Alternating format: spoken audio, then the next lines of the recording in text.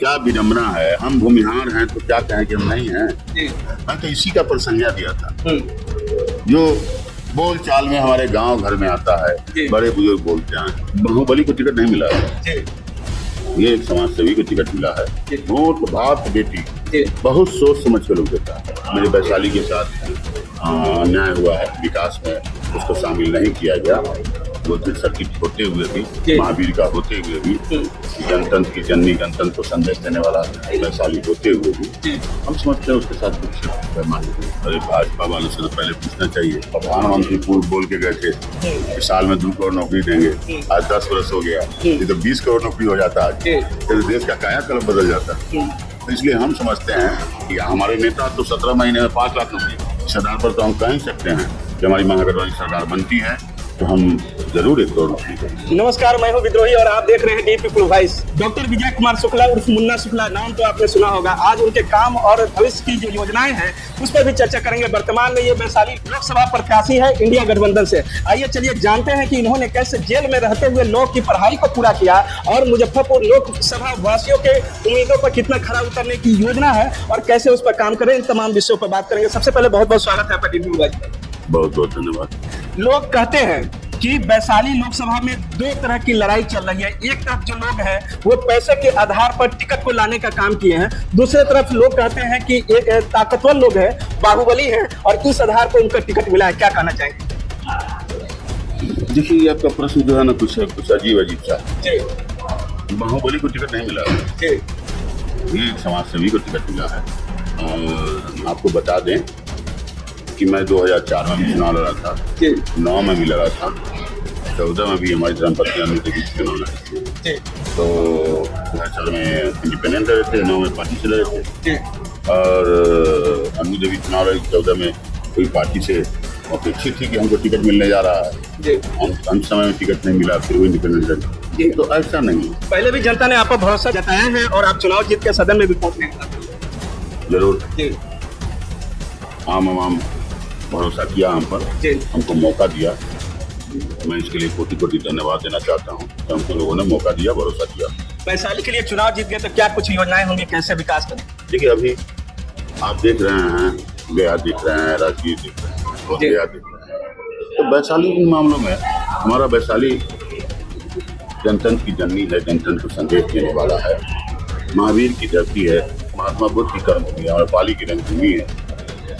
क्योंकि महादेव भी नीचे से वहाँ अपने आए हैं, इसलिए हम समझते हैं मेरे साथ, मेरे वैशाली के साथ अन्याय हुआ है विकास में, उसको शामिल नहीं किया गया। गोदरेज सर्किट होते हुए भी, महावीर का होते हुए भी, गणतंत्र की जननी गणतंत्र को संदेश देने वाला वैशाली होते हुए भी हम समझते हैं उसके साथ कुछ बेईमानी हुई।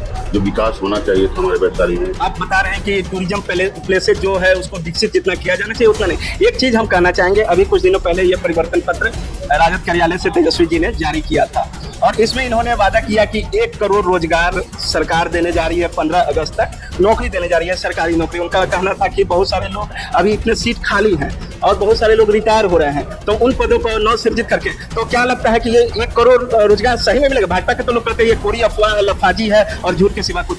अरे भाजपा वालों से तो पहले पूछना चाहिए कि हमारे प्रधानमंत्री पूर्व बोल के गए थे कि साल में 2 करोड़ नौकरी देंगे, आज 10 वर्ष हो गया, ये तो 20 करोड़ नौकरी हो जाता है, तो देश का कायाकल्प बदल जाता है। तो इसलिए हम समझते हैं कि हमारे नेता तो 17 महीने में 5 लाख नौकरी, इस आधार पर तो हम कह ही सकते हैं कि हमारी महागठबंधन सरकार बनती है तो हम जरूर 1 करोड़ नौकरी करेंगे।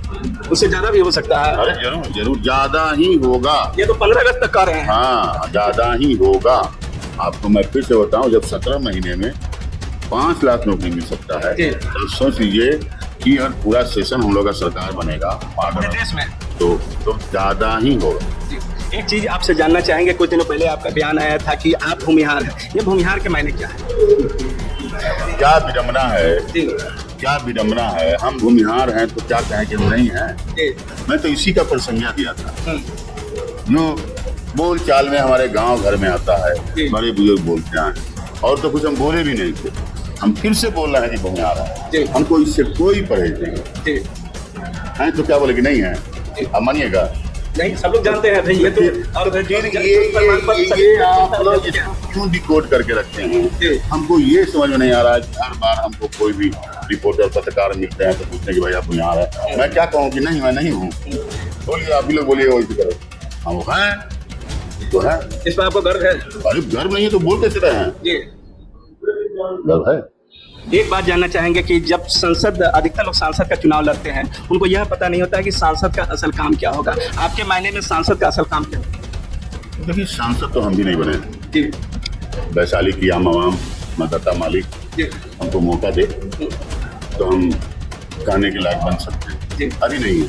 लेकिन मैं ये जरूर कहूँगा, जनप्रतिनिधि अगर कोई बनाता है, कोई बनता है, तो वोटर्स, मतदाता मालिक बहुत भरोसे पर वोट देता है। वोट भात बेटी बहुत सोच समझ कर देता है, और जिस पर भरोसा होता है उसी को देता है।